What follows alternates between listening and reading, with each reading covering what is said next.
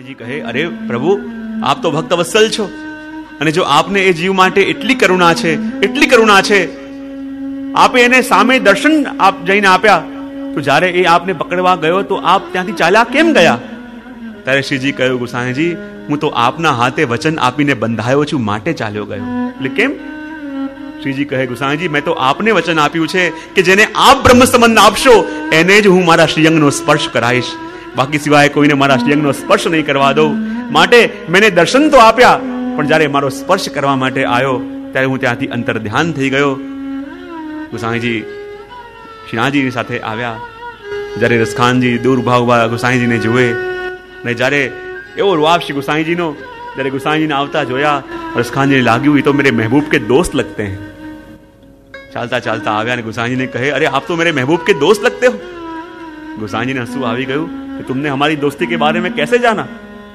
बोले, जब आप पधार रहे थे मैंने देखा कि जिस स्थान पे मेरी दृष्टि स्थित है, आपकी दृष्टि भी उसी स्थान पर स्थित है कि जहां मेरा महबूब रहता है, और जैसे मेरे वस्त्र मेरे महबूब पहनते हैं वैसे ही वस्त्र आपने पहने हैं. इससे मैंने जाना कि आप मेरे महबूब के दोस्त लगते हो. कृपा करिए और कृपा करके मुझे मेरे महबूब से मिला दीजिए, उसके दर्शन करा दीजिए. गुसाई जी कहूं, मैं उसी के लिए तो आया हूं, चल मेरे संग. ने જ્યાં સ્નાન કરાવીને શ્રી ગુસાઈજીની ઠાકોરજીની સન્મુખ લઈ ગયા, ને જ્યાં શ્રીજીના મુખારવિંદ પર દ્રષ્ટિ પડી, આંખમાંથી અશ્રુની ધારા વહેવા લાગી, રોમ રોમ પુલકિત થયા. અને એ વખતે જ્યારે ગુસાઈજીએ નામ નિવેદન કરાયું, શરણમાં લીધા, ને જ્યારે રસખાનજી જવા લાગ્યા અને હવે શ્રીનાથજી હાથ પકડ્યો, અરે અબ કહા જા રહો હે, ચલ મેરે સંગ ખેલવે. પેલા તું મને પકડવા આવતો હતો અને હું ભાગતો હતો, હવે તો તું મારા ગુસાઈજીના કાનીથી શરણે આવ્યો છે, અને હવે હું જોઉં છું તું મને છોડીને ક્યાં જાય.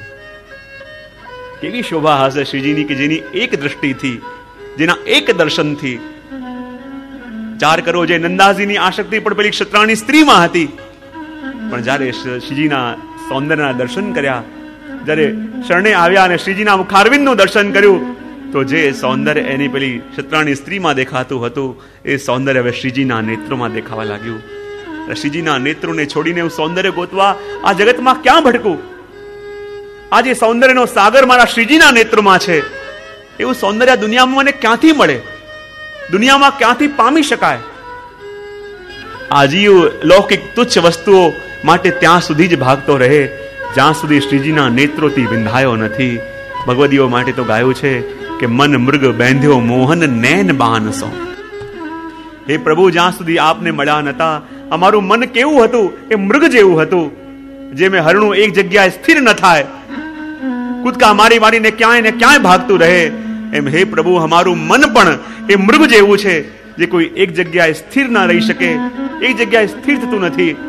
જેમ કોઈ શિકારી એ ચંચલ મૃગને એક બાણ મારે, અને બાણથી ઘવાયેલો મૃગ જેનો સ્વભાવ છે દોડતા રહેવું, કૂદતા રહેવું, પણ જ્યારે બાણ વાગે તો ત્યાં ને ત્યાં ઢેર થઈ જાય, એમ હે પ્રભુ અમારું મનરૂપી મૃગ પણ એવું જ હતું, જે એક જગ્યાએ સ્થિર ન થઈ શકે, પણ ત્યાં સુધી ચંચળ હતું કે જ્યાં સુધી પ્રભુ આપના નેત્રોના બાણથી ઘવાયું નહોતું.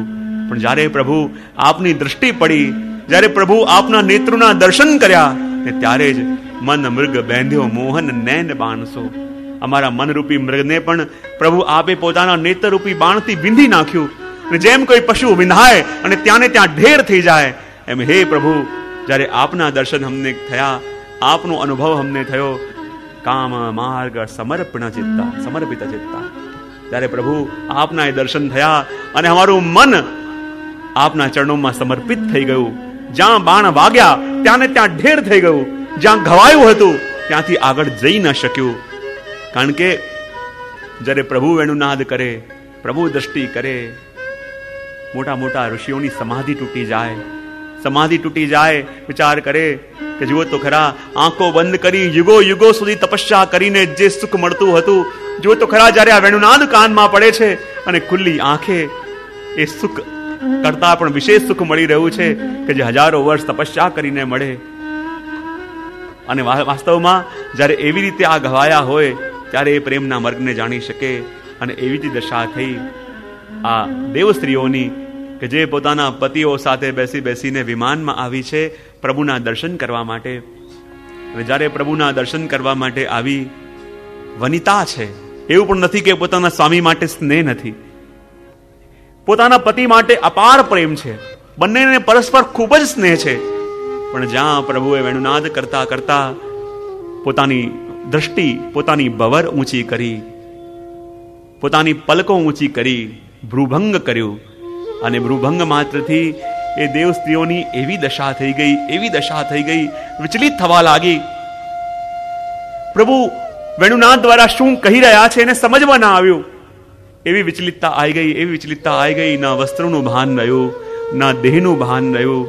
પોતાના અંતરના ભાવોને છુપાવી શકતી નથી અને નેત્રોથી પ્રભુના દર્શન ગુમાવી શકતી નથી. નેત્રોથી એક ક્ષણ માટે પણ પ્રભુ દૂર જાય એને મંજૂર નથી. અને કોઈ પ્રભુને જોઈને હૃદયમાં આવો ભાવ જાગી રહ્યો છે, પાસે રહેલા એના પતિ જાણી ન જાય એ હૃદયના ભાવને છુપાવી શકતી નથી. હૃદયના ભાવ આજે નેત્રો દ્વારા પ્રગટ થઈ રહ્યા છે.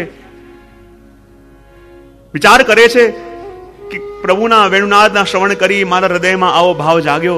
જો મારા પતિ જાણશે શું વિચાર કરશે, એ શું સોચશે મારા બારામાં, મારા વિશે શું એમને લાગશે. પણ એ દેવ સ્ત્રીઓને શું ખબર, એ દેવ પત્નીઓને શું ખબર કે પ્રભુના આ વેણુનાદનો શ્રવણ કરીને જે દશા આ દેવ સ્ત્રીઓની થઈ છે એ જ દશા એમના પતિઓની પણ થઈ છે. વનિતા સહસિદ્ધઈ. પ્રભુએ જ્યારે વેણુનાદ કર્યો અને જે કામ ભાવ ગોપીજનોના હૃદયમાં અને એ દેવાંગનાઓના દેવ સ્ત્રીઓના હૃદયમાં જાગ્યો હતો અને વિચાર કરવા લાગી હતી કે આજે આ નેત્રો ધારણ કર્યાનું અમને ફલ મળ્યું કે અમારી સામે ઠાકોરજી બિરાજમાન છે અને અમે આજ ચર્મચક્ષુથી, અમે આજ નેત્રોથી પ્રભુની લીલાના દર્શન કરી રહ્યા છીએ, પ્રભુના સ્વરૂપનું પાન કરી રહ્યા છીએ. અને એ વખતે ગોપીઓ વિચાર કરતી હતી, દેવસ્ત્રીઓ વિચાર કરતી હતી કે અમારા હૃદયના ભાવ અમારા પતિ ન જાણી જાય, જો જાણશે અમારા માટે શું વિચાર કરશે.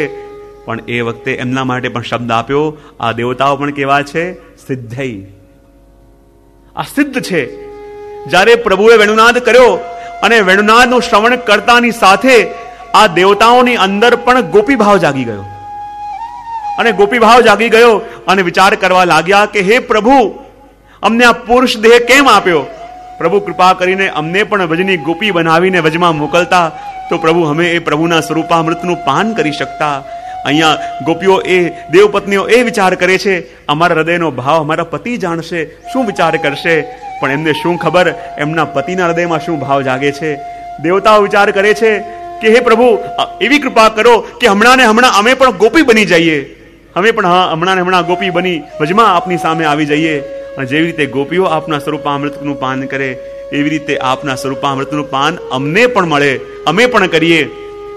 જ્યારે એ ભાવ દેવતાઓના મનમાં જાગ્યો અને દેવતાઓ પણ હૃદયનો ભાવ છુપાવવાનો પ્રયત્ન કરે છે કે મારા હૃદયનો ભાવ મારી પત્ની આ ના જાણી જાય, જો જાણશે તો મારા માટે શું વિચાર કરશે કે પ્રભુને જોઈને મારા મનમાં ગોપી ભાવ જાગી રહ્યો છે. અને જ્યાં પ્રભુના આવા સ્વરૂપના દર્શન કર્યા બંનેની દશા એવી થઈ છે.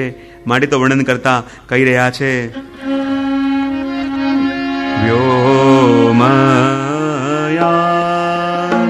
બનિતા સહસિદ્ધૈ.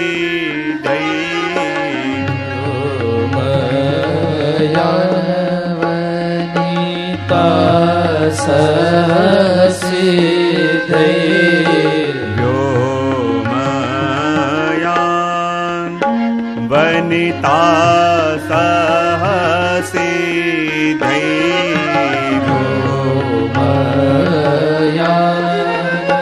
વનિતા સહસિદ્ધૈ. વિસ્મિતા સદઉપધાર્ય સલજા. વિસ્મિતા સદઉપધાર્ય સલજા. કામમાગણ સમર્પિત ચિત્ત. કામમાગણ સમર્પિત ચિત્ત.